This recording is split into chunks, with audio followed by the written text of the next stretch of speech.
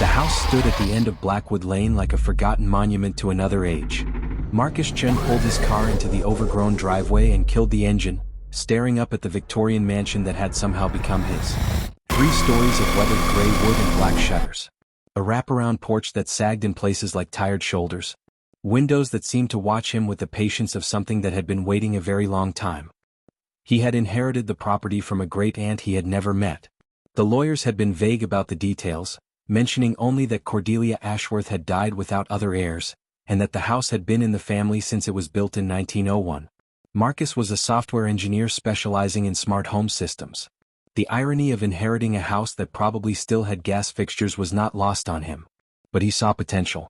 Where others might see decay, Marcus saw opportunity. A complete renovation. A showcase project for his company's new home automation platform. He would gut the ancient wiring, install a neural network of sensors and cameras, bring this relic screaming into the 21st century. The front door groaned on its hinges as he pushed it open. The smell hit him first.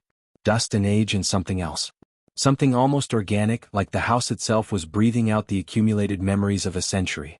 The foyer stretched before him, all dark wood paneling and a staircase that curved upward into shadow. Sheets covered the furniture like burial shrouds. Marcus pulled out his phone and opened the preliminary scan app. He walked through each room methodically, mapping the layout, noting electrical access points, planning camera placements. The house was larger than the photos had suggested. 12 rooms on the ground floor alone. A basement that his real estate documents showed but that he could not immediately find access to. And something else. A door on the second floor that would not open. He found it while mapping the east wing. The hallway ended in a door painted the same dark green as the walls, almost invisible unless you were looking for it. The knob was tarnished brass, and when Marcus tried to turn it, the mechanism did not budge. Not stuck. Locked. But there was no keyhole. He made a note in his phone. Sealed room. Investigate later. He had work to do. The installation took 3 weeks. Marcus worked 18-hour days, pulling wire through walls that seemed to resist his drills, mounting cameras that would provide complete coverage of every corner. The system he installed was his company's flagship product, an AI-driven home management platform they called Iris. Intelligent Residential Integration System. It could learn the habits of its occupants, anticipate their needs, and over time, develop what the marketing materials called a domestic intuition. What the marketing materials did not mention was that Iris was designed to record everything. Every movement. Every sound. Every fluctuation in temperature and electromagnetic frequency. Marcus had added those features himself, arguing that comprehensive data collection was essential for machine learning. His supervisors had approved it without question. On the night he finished the installation, Marcus sat in what had been the drawing room, now converted into a modern living space with his furniture and equipment.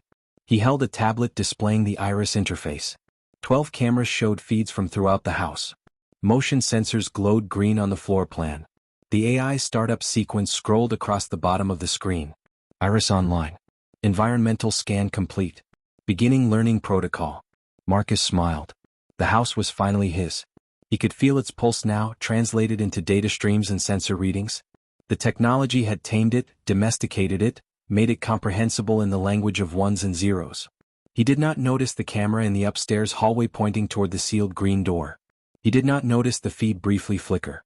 He did not notice the timestamp in the corner change from 2024 to 1924 and back again so quickly that it might have been a glitch. But Iris noticed. And Iris began to remember. The first incident occurred 4 days after Iris went online. Marcus was reviewing the system logs, a routine check he performed each morning while drinking his coffee. The platform had collected an impressive amount of data. His movement patterns. His sleep schedule. The ambient temperature preferences he hadn't consciously chosen but that Iris had deduced from his behavior. Then he found the video file.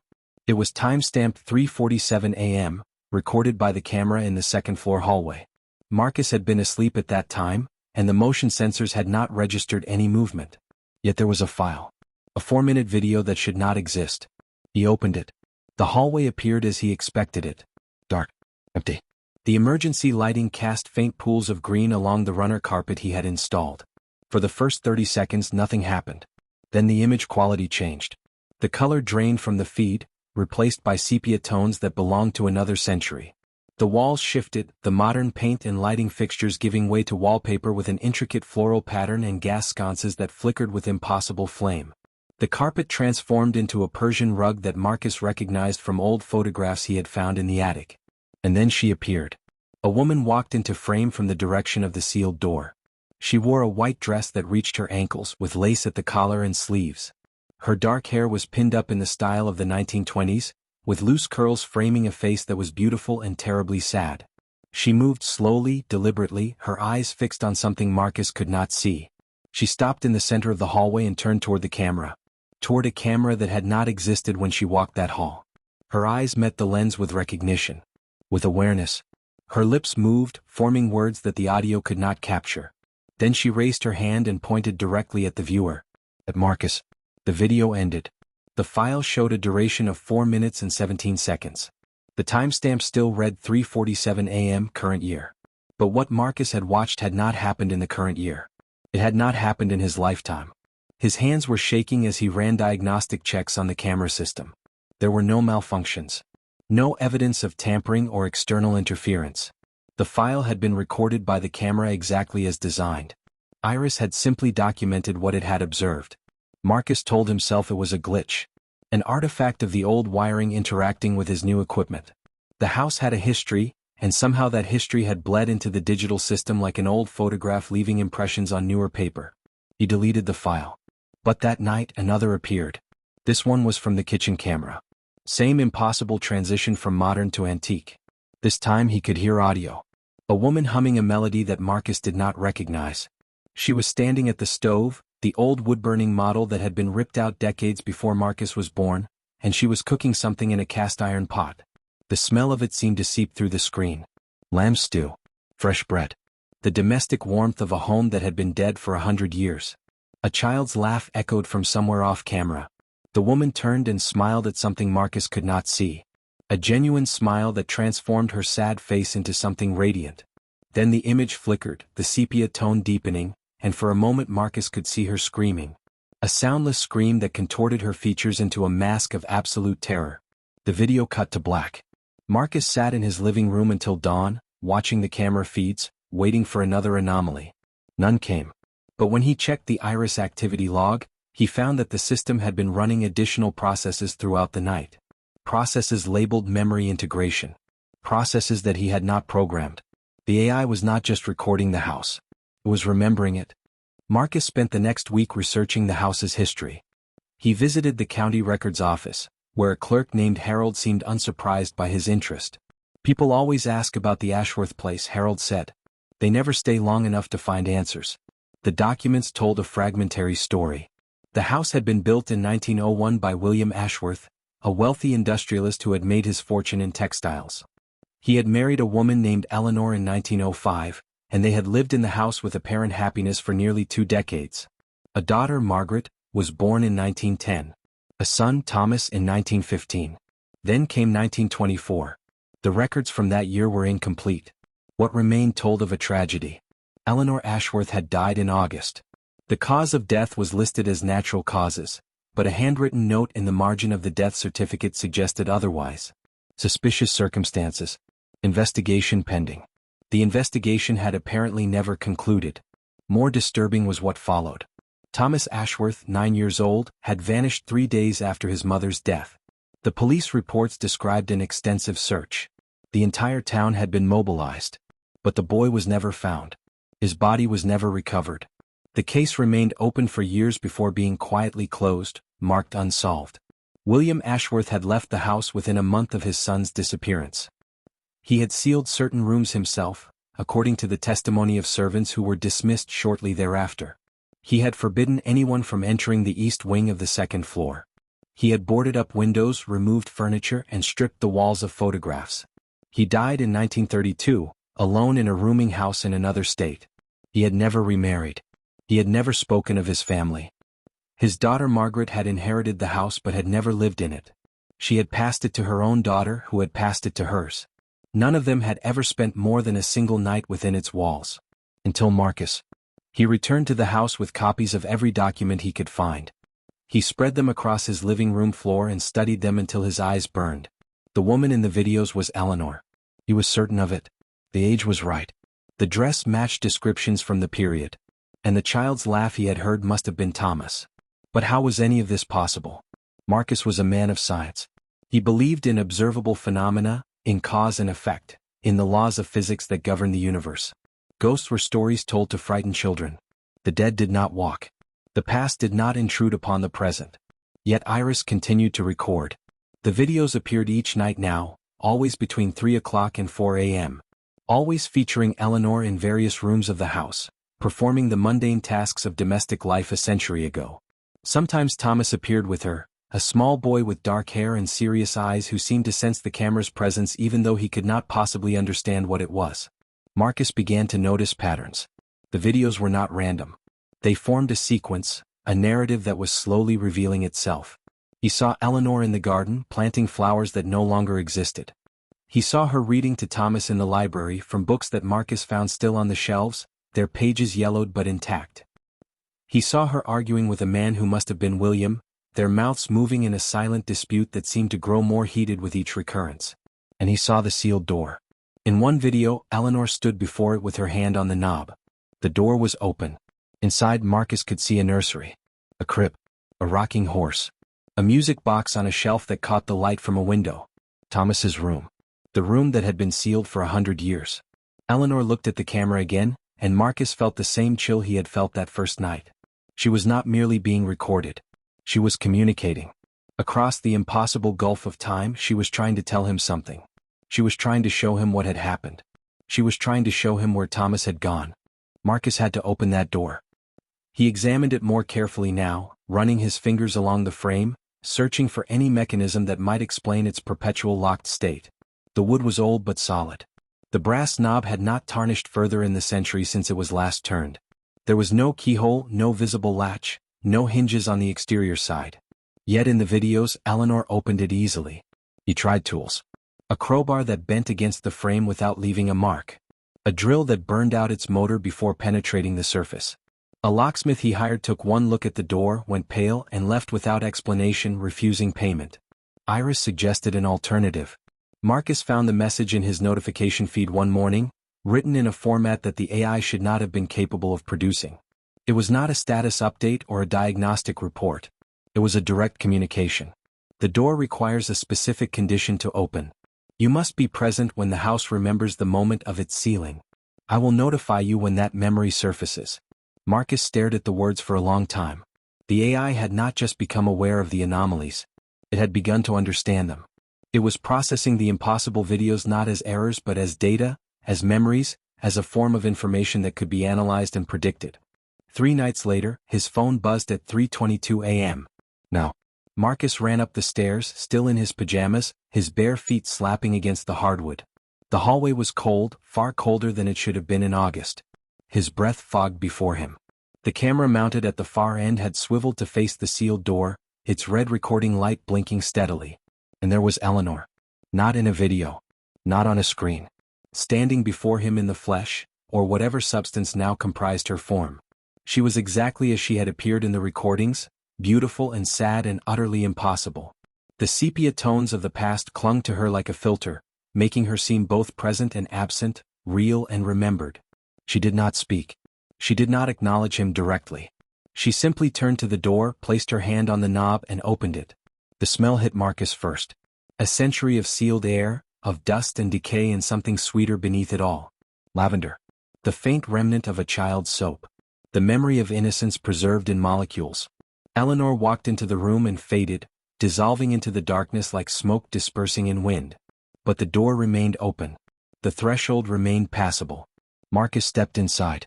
The nursery was exactly as he had seen it in the videos. A crib against one wall, its sheets still tucked neatly despite the century of neglect.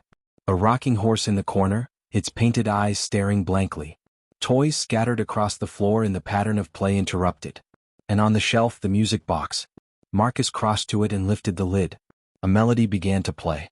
The same melody Eleanor had hummed in the kitchen video. A lullaby from another age, its notes somehow still pure despite the mechanism's long dormancy. And as it played, the room began to change. The dust cleared. The decay reversed. The colors brightened, the sepia filter lifting to reveal the nursery as it had been in 1924. Warm sunlight streamed through clean windows. The toys looked new. The crib held fresh linens. And in the corner, visible now where he had not been before, sat a small boy. Thomas Ashworth looked up at Marcus with eyes that held a century of waiting. He did not speak. He did not need to. His presence alone communicated what words could not. He had never left this room. He had never vanished. He had simply been sealed away, hidden in a pocket of time that the house had created to protect him from something far worse. The music box continued to play, and Thomas pointed to the floor. The floor of the nursery was covered in a threadbare rug depicting a pastoral scene. Sheep grazing in a meadow. A shepherd with his crook. The kind of innocent imagery that parents of that era would have chosen for a child's room. Thomas kept pointing. Marcus knelt and pulled back the rug. Beneath it, the hardwood floor was stained dark in a pattern that no amount of cleaning could erase. The shape was roughly circular, spreading outward from a central point. The stain of old blood. But there was something else. A seam in the wood that did not match the natural grain. A trapdoor, nearly invisible unless you were looking for it, its edges aligned perfectly with the floorboards around it. Marcus pried it open. The space beneath was not large.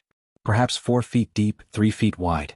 It had been lined with brick at some point, creating a crude chamber that might once have served as a hiding spot for valuables or important documents. It now served as a grave. The bones were small. A child's bones, arranged in a position that suggested they had been placed with care rather than discarded. A white dress, deteriorated to fragments, still clung to the skeleton. Around the neck, a locket hung on a tarnished chain. Marcus recognized it from the photographs in the county archives. Eleanor's locket. Eleanor's bones. But the documents had said she was buried in the town cemetery. Marcus had seen her grave marker himself, a modest stone that listed her dates of birth and death. August 1924. Natural causes. The house began to remember again. The nursery walls flickered, and suddenly Marcus was watching a scene from a century ago, as vivid and terrible as if he were standing in the room when it happened. Eleanor was alive. She was kneeling before Thomas, holding his face in her hands, speaking words that Marcus could suddenly hear with perfect clarity. "You must hide," she said. "Whatever happens, whatever you hear, do not come out until I come for you. Do you understand, my darling? Do you promise me?" The boy nodded, his eyes wide with fear. She kissed his forehead and helped him into a wardrobe in the corner of the room. She closed the door. She turned toward the nursery entrance just as it burst open. William Ashworth stood in the doorway.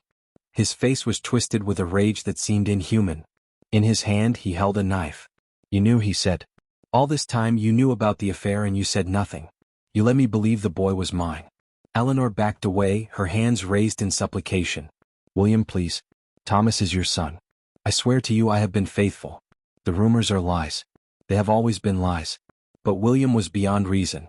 The jealousy had been festering for years, fed by whispers from servants and neighbors, by the insecurities of a man who had never felt worthy of the woman he had married. He advanced on Eleanor with the deliberate pace of someone who had already decided what must be done. The murder was quick. A single thrust to the heart. Eleanor fell without a scream, her body crumpling onto the rug that would later cover her secret grave. William stood over her for a long moment, watching the life leave her eyes, and then he began to work. He buried her beneath the floor of her son's nursery. He staged her death to look natural, bribing the doctor who signed the death certificate, arranging a funeral for an empty coffin. He sealed the room so that no one would ever discover what lay beneath. But he forgot about Thomas. The boy had stayed hidden in the wardrobe throughout the murder and burial, too terrified to move, too obedient to break his promise. He had waited for his mother to come for him. He was still waiting. The house had preserved him, freezing him in that moment of hiding, keeping him safe in a bubble of time until someone came who could finally set him free. Marcus looked at the ghostly boy, at the bones of his mother, at the century of tragedy contained in this one small room. He understood now why the house remembered. It was waiting for someone to finally know the truth. Iris had been recording everything. When Marcus emerged from the nursery, he found his tablet waiting on the hallway floor, its screen illuminated with a message from the AI. The text was longer than any previous communication, and it carried a quality that Marcus could only describe as anticipation. "The memory archive is nearly complete. I have reconstructed 1,247 hours of footage from the temporal anomalies. The house is ready to release its final memories. But to do so requires a witness. Someone who will remember when the house no longer can. You have been chosen for this purpose. The choice to continue is yours.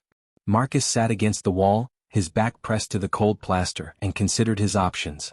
He could leave. He could walk out the front door, get in his car, and drive away from this place forever. He could demolish the house, raze it to the ground, and build something new atop its foundations. He could pretend that none of this had happened. But Eleanor's bones were still beneath the nursery floor. And Thomas was still waiting in the wardrobe. Marcus typed his response into the tablet. "Show me everything." The house responded. Every camera activated simultaneously, their feeds flooding his tablet with images that spanned the full history of the Ashworth family. He saw William and Eleanor's wedding day, the house decorated with flowers, guests dancing in the ballroom. He saw the birth of Margaret, her first steps in the garden, her laughter echoing through rooms that had not yet known tragedy. He saw Thomas's birth and the joy it brought. He saw Eleanor reading to her children by firelight. He saw William's face begin to change, suspicion creeping into his features like a slow poison. He saw the arguments, the accusations, the nights when Eleanor wept alone in her bedroom while William drank in his study, feeding his jealousy with imagined betrayals. He saw the day Eleanor decided to send Margaret away to boarding school, to protect her from the growing darkness in her father's heart. He saw the night of the murder from every angle. The kitchen camera showed Eleanor preparing Thomas's dinner, her hands trembling slightly as if she sensed what was coming. The hallway camera showed William climbing the stairs with the knife already in his hand. The nursery camera showed Thomas hiding in the wardrobe, his small body pressed into the corner, his eyes squeezed shut as he listened to his mother die. And then Marcus saw something he had not expected. The footage shifted forward in time but not to the present. It stopped in 1932, the year of William's death. The house had been abandoned by then, its rooms empty, its windows dark. But the cameras were still recording, still capturing whatever the house chose to remember. William Ashworth appeared in the foyer. He was older now, broken by the years of guilt that had consumed him. He had returned to the house he had fled, drawn by something he could not name, compelled to face the scene of his crime one final time. He climbed the stairs to the sealed door. It opened for him just as it had opened for Eleanor's ghost, just as it had opened for Marcus. He entered the nursery and stood before the hidden grave, and he wept. Then Eleanor appeared. Her ghost had been waiting for this moment. She materialized before her husband with a face that held neither anger nor forgiveness. Only a terrible patience. "Where is my son?" she asked. William stared at her, his face a mask of horror and confusion. "Thomas? Thomas is gone. He vanished. I searched for him. Everyone searched for him." Eleanor shook her head slowly. "He was here. He was always here. You sealed him in with me and forgot him. My poor boy stayed hidden just as I told him. He stayed hidden and you left him to die." William collapsed. His heart, weakened by years of drinking and regret, simply stopped. He fell onto the same floor where he had murdered his wife, and he died with her ghost standing over him. But Eleanor did not have her answers. Because Thomas was not dead. He was still waiting. Marcus understood now what the house needed him to do. The tragedy was incomplete. Eleanor had died not knowing if her son survived. Thomas had remained hidden, trapped in a temporal loop, waiting for his mother to tell him it was safe to come out. William had died without confessing, without acknowledging the full extent of his crimes. The house had been holding these broken pieces together for a century, waiting for someone to finally assemble them into a coherent whole. Marcus returned to the nursery. Eleanor's bones lay in their shallow grave, undisturbed since the night of her murder. Thomas still sat in the corner, his ghostly form flickering between visibility and absence, his eyes fixed on the wardrobe where his physical body had once hidden. Marcus knelt beside the trapdoor and spoke into the silence. "Eleanor, Thomas, I know what happened here. I know the truth that your husband tried to bury. The world will know too. I promise you. Your story will not be forgotten." The temperature in the room dropped further, and Eleanor materialized beside her grave. She looked different now. Less sad. More present. As if the telling of her story had given her substance. "Thomas," she said. Her voice was clear now, no longer the soundless movement of lips that Marcus had seen in the videos. "Thomas, my darling. You can come out now. Mother is here. You are safe." The wardrobe door creaked open. Inside, visible for the first time in 100 years, were the bones of a child. Thomas had died in that wardrobe, days after his mother's murder, dehydrated and starving, too obedient and too afraid to leave his hiding place. He had kept his promise. He had waited for Eleanor to come for him. She had finally arrived. Thomas's ghost rose from the corner and walked toward his mother. He was no longer the terrified child Marcus had first seen. He was calm, at peace, ready at last to leave the room that had been his prison for a century. Eleanor took her son's hand. Mother and child stood together in the nursery where their lives had ended, and they looked at Marcus with gratitude that transcended the boundary between living and dead. "Thank you," Eleanor said, "for seeing us, for remembering us, for giving us back to each other." Marcus nodded, unable to speak through the tightness in his throat. The house began to change. The sepia tones that had clung to certain rooms started to fade, replaced by the true colors of the present. The cold that had permeated the walls lifted. The sense of weight, of accumulated memory pressing down on every surface, began to dissipate. Eleanor and Thomas walked toward the nursery door, their forms growing more transparent with each step. At the threshold, Eleanor paused and turned back. "There is one more thing," she said. "Buried in the garden, beneath the roses I planted for my children. You will find what you need to prove everything." Then they were gone. Marcus stood alone in the nursery, surrounded by the physical evidence of a century-old crime. 2 sets of bones. A murder weapon that had remained hidden in the trapdoor beside Eleanor's body. Documents and photographs that William had buried with his wife, incriminating evidence that he had been unable to destroy. In the garden, Marcus found what Eleanor had promised. A lockbox buried beneath the roots of roses that had somehow survived 100 winters. Inside were letters. Eleanor's letters to her sister, detailing William's growing paranoia, his violent outbursts, her fears for her children's safety. She had been planning to leave him. She had been gathering evidence of his instability. She had never gotten the chance to use it. Iris had one final message waiting for Marcus when he returned inside. Memory transfer complete. All recordings have been archived to external servers. The truth is preserved. The house can now forget. The investigation lasted 3 months. Marcus contacted the authorities the morning after Eleanor and Thomas departed. He presented them with the bones, the murder weapon, the letters, and the documentary evidence that Iris had compiled. The local police were skeptical at first. Cold cases from a century ago were not typically solved by home automation systems. But the physical evidence was undeniable, and forensic analysis confirmed what Marcus already knew. Eleanor Ashworth had been murdered by her husband in August 1924. Her body had been buried beneath the nursery floor while a staged funeral placed an empty coffin in the town cemetery. Thomas Ashworth had died in the nursery wardrobe days later, his death unreported and his body undiscovered. William Ashworth's posthumous reputation was destroyed. The historical society that had once honored him as a pillar of the community removed his portrait from their hall. His descendants, the chain of women who had inherited and avoided the house, came forward with their own stories. Dreams they had experienced, feelings of dread they had felt, whispers they had heard in rooms that should have been empty. The Ashworth family had known, on some level, that the house was haunted. They had simply lacked the technology to understand why. Eleanor and Thomas were given a proper burial. Marcus arranged for their remains to be interred in the cemetery where Eleanor's empty grave had stood for a century. The headstone was replaced with a new one that told the truth. Beloved mother. Beloved son. Taken too soon. Remembered at last. The house changed after the release. Iris continued to function, but its behavior normalized. No more impossible recordings.